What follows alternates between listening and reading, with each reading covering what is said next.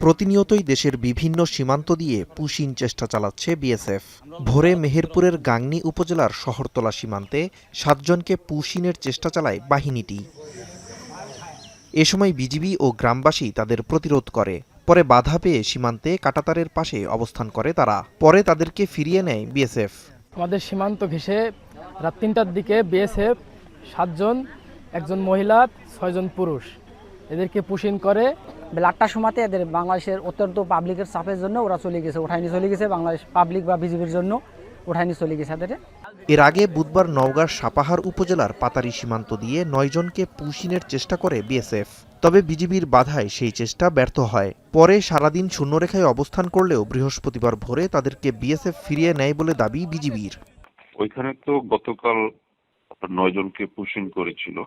আমরা তো পুশিং প্রতিহত করে ওদেরকে জিরো রানে রেখেছি। সারাদিন ওদের সাথে কথা বলেছি।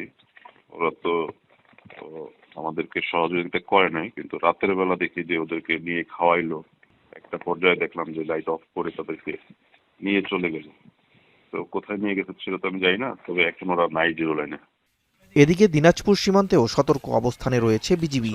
বুধবার সীমান্ত এলাকায় একই পরিবারের ৪ সদস্যকে বাংলাদেশে ঠেলে পাঠানোর অভিযোগ ওঠে।